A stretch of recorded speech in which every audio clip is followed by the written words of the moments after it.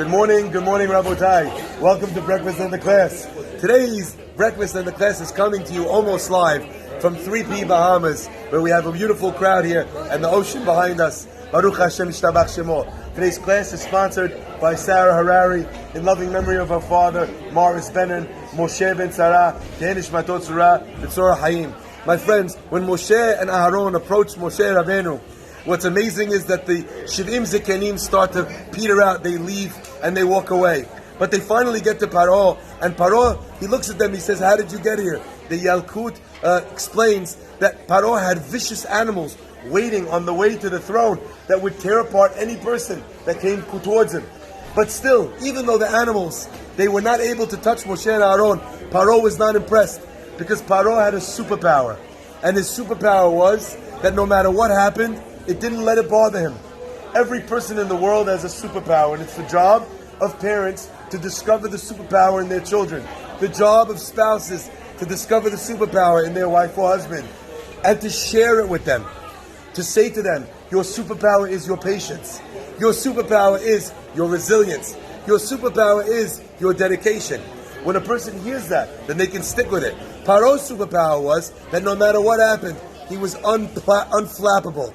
He was unperturbed. It didn't bother him at all. He just carried on. I believe that if Paro was driving a car and he saw a sign that said, danger, cliff ahead, he would drive the car right over the cliff and say, nothing's going to stop me. I'm Paro. Bring it on. My friends, Paro, unfortunately, did not understand to respect Moshe Rabbeinu, who even the animals respected. However, not every Rasha was the case. That was just him.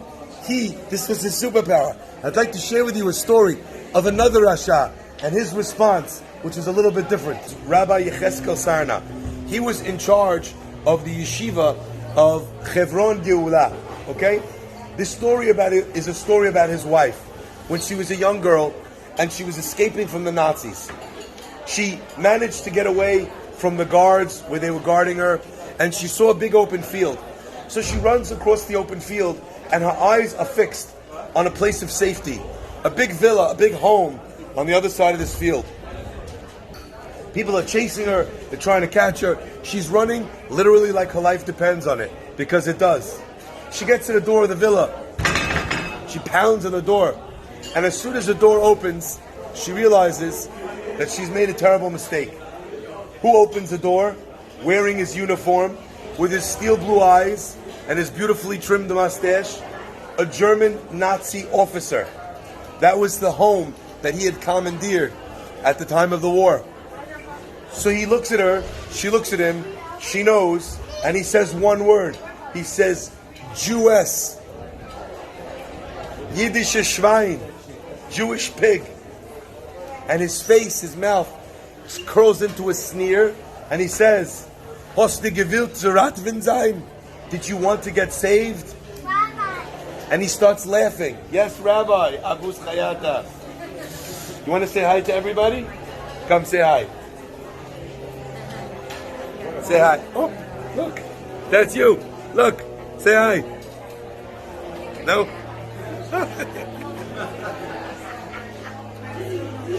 Yeah. Boss. Yeah. So he said, did you come here to be saved? And he starts to laugh, almost like a maniacal laugh. He starts to laugh at her.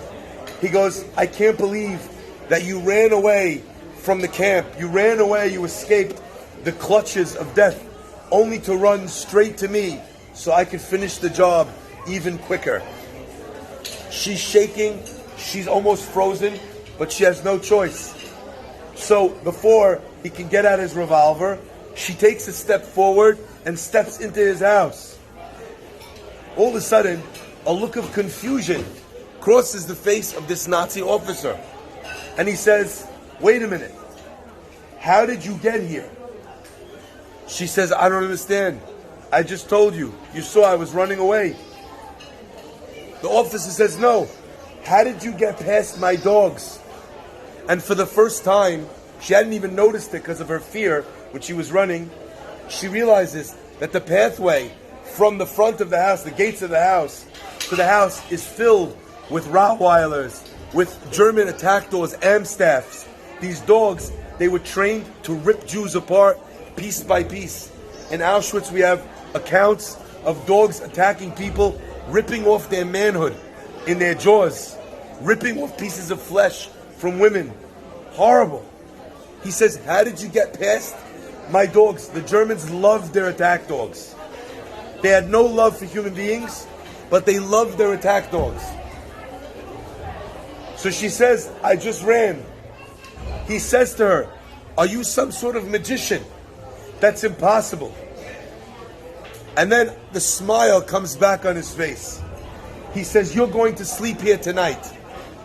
And tomorrow morning, we're going to hold a running of the dogs. And if you could make it to the front gate, I personally will look after you and protect you till the end of the war. The Nazis like to toy with their victims. She got lucky once, she's not getting lucky again. The whole night, she sleeps on the floor, she's crying, praying, begging HaKadosh Baruch Hu to let her walk the gauntlet one more time and be safe. She wakes up in the morning, she says the prayers that could be her last. The Nazi has everyone by every window watching this beautiful spectacle. And he says, okay, go. He opens the door and she starts walking from the front door of his house to the front gate. She's walking, trying to make sure that she's not walking too slow, that she's not walking too fast. She doesn't want to attract their attention. She's trying not to exude the fear that she has inside of her, to give them that smell of blood. And miracle of miracles, the Rabbanit Sarna, Rabbi Yecheskel Sarna's wife, makes it to the front gate. And the Nazi is so impressed that he indeed keeps his promise. He protects her and he hides her. A Nazi guard. He thought there's something special about this girl. Maybe in the back of his mind he thought, if she's so holy, maybe she can absolve me of my sins.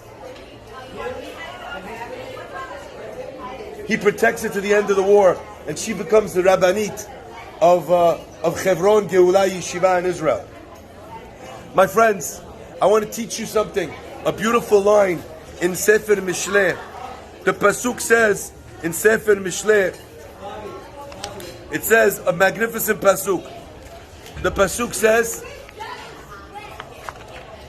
Noche Ruach Elokim. Excuse me, I want to get you the exact Pasuk.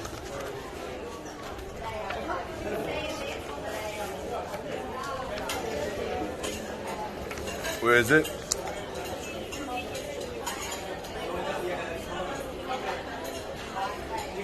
Birtzot Hashem Darchei Ish. When God approves of the ways of man, Gam Oyevav Yashlim Ito. Also his enemies will make peace and make their peace with him. When you're doing the right thing by HaKadosh Baruch Hu, then even a person's enemies are forced to pay him homage. Says the Gemara, what does that mean? Not only his enemies, afilu ba'alei chayim, even animals, hayitushim, the mosquitoes, ve'ameofefim, and the birds that fly, leminahem, each to their kind, enam pogeim lera'a be'adam. They do not do any harm to a person. Kasheru ratzui lifnei haboreh. When you have favor in the eyes of God. The Gemara famously says that when Titus HaRasha came back from sacking Jerusalem, he said to God with tremendous arrogance, he said, I killed the God of the Jews. God says, you think you killed me?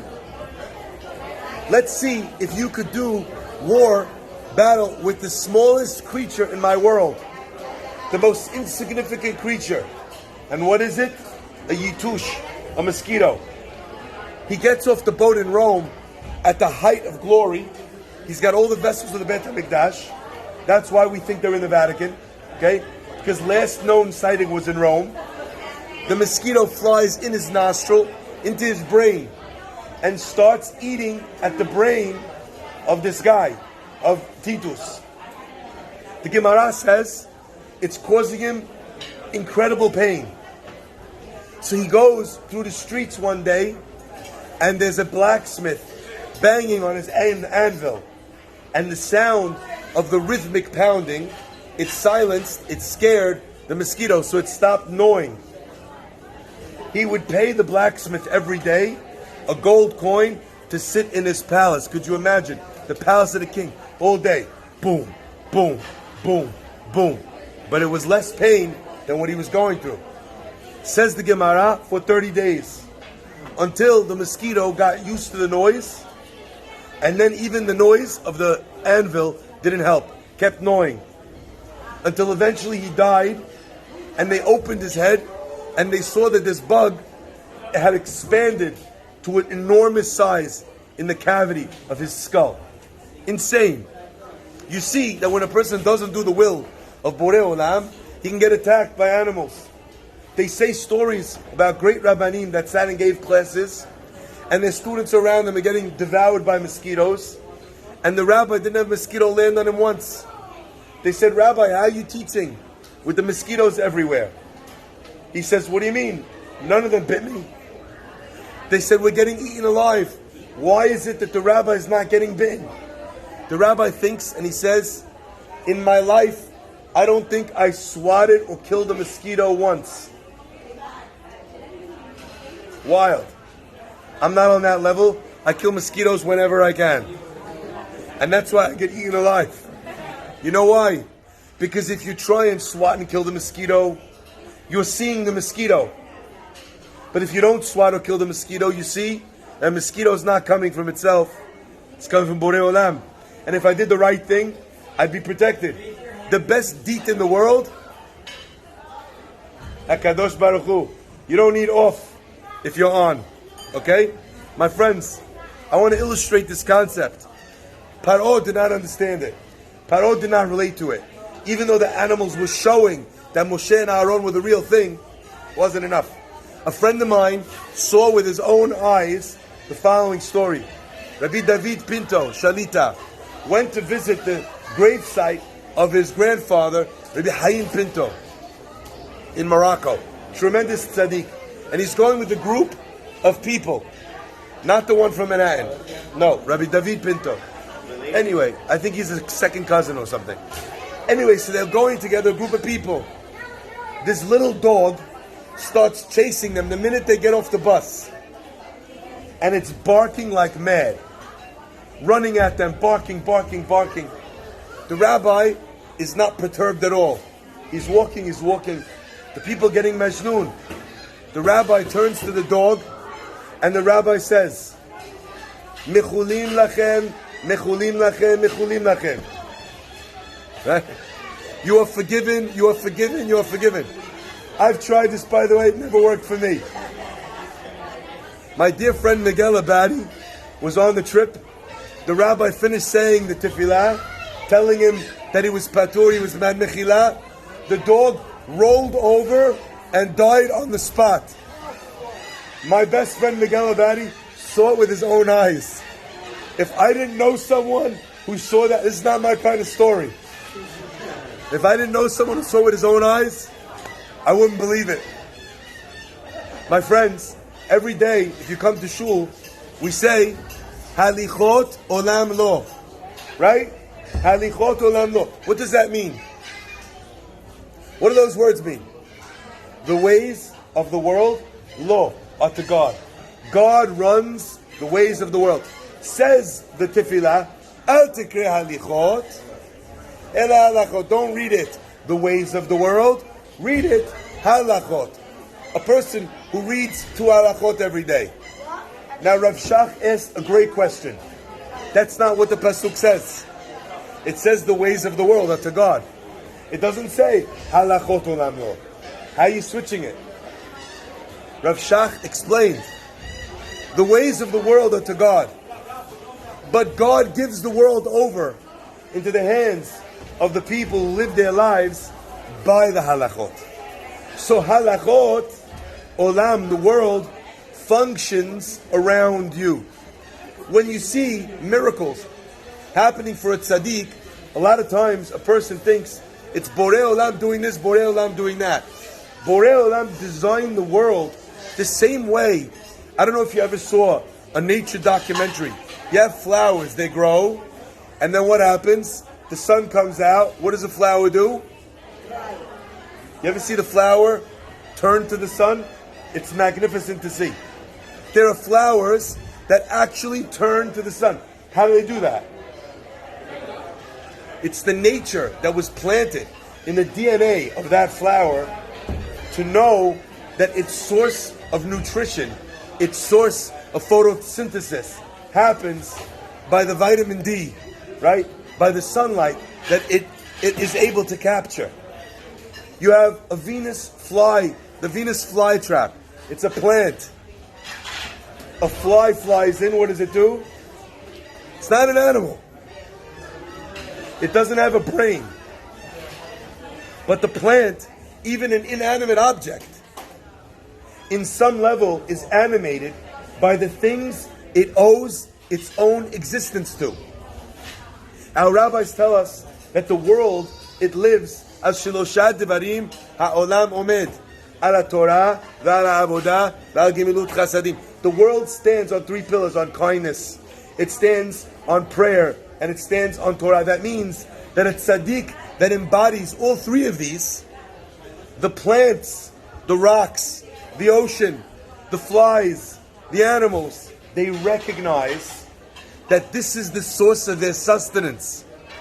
And like a plant can turn to the sun, the lions can turn away from Daniel, they go barayot, and not do what they normally do. Because they realize that to eat a person normally gives them sustenance, but to eat this person would be to deny their own sustenance. In the same way a lion knows not to attack the alpha male in the pack, the lion knows not to attack the alpha tzaddik in the pack. Wild. Halichot olam lo, al tikre halichot ela halachot. My friends, many times a person puts in all the effort to do the things that they need to do to make their dreams come true. That they should close on a house, that the girl that they love should say yes, that they should find favor in the eyes of the in-laws, right? Sometimes that ship has sailed, never to return, right? There's a lot of things that we want in our lives. And a lot of times we put in all the effort that we can to make sure that what we want should happen. But sometimes what we forget is that there's a whole other sphere of influence where we could be putting pressure. Joe, you work in real estate. All right. Sometimes you want to buy a building. And you know that the way you're going to buy a building is just if you turn up at the table with the right amount of money. So you go, you do the raise, you get the money's there, building's yours. But there's times when you're fighting someone else who also wants to buy the building. And they're backed by the pension fund of Canada. They're backed by the Saudi prince. How much money they have? Endless. You need more? They'll print you more. How are you going to win that deal? Joey, tell him. What do you do? How do you win a deal where someone else has more money? You bring a connection. You explain to the guy, actually, if you sell to this guy, there's other liabilities that you're not seeing. So it's true, you'll make more with him, but then you'll have all these people who won't want to buy it from you because they don't like Arab countries buying up real estate in New York City. It'll be harder, for you to do business when people start realizing that you're a real estate broker and you're selling out on New York City. Or you bring some pressure to bear. You tell them, I have connections with New York City. We'll leave your name on the building. Waldorf Astoria, these places, they want their name to stay even after they lose the deal. Because it's kavod for them. I'm going to leave your name. He's going to take off your name. You understand that if the money card doesn't work, you play the kavod card. Kavod card doesn't work, you tell him, I'm going to put in $100 million renovation. The other guy's going to patch it and ship it again. I'm going to turn your building into something magnificent. People will think that that's the building you sold us. Sorry? It works. Right? There's a lot of ways to skin a cat, although a person should never skin a cat. That's a terrible euphemism, okay? So my friends, this idea is true over here as well. Sometimes we've tried all the keys and they're not working. But there's another key. Al tikre halichot olam lo ela halachot. Take a halacha, take one halacha, which is a little bit beyond your scope, a little bit out of your comfort zone, and decide, I'm going to stretch myself. And then God, I'm asking of you that this situation should also stretch itself. It shouldn't come to me. It's not in my wheelhouse. The other guy has more money on the table. But I want it to stretch to me. I want it to reach out to me. So what am I going to do? Like we said yesterday in the class, you have to sometimes stand on your tiptoes. And then sometimes, even if you're too short, you're tall enough. May Hashem bless us always. That we should be able to do enough good in the world. That we sense that things are going our way. I don't know if you've ever experienced this. But there are times in a person's life where everything in the universe seems to be conspiring against them. You ever have that?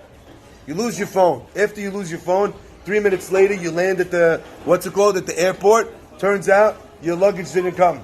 It got rerouted to Houston, Texas. Anyway, you come outside, there's supposed to be a guy waiting for you. What do you say to your wife? With our luck, the driver's not even going to be here. You get outside, the driver's not there. You see? I told you. You ever start to expect that things are going to go badly?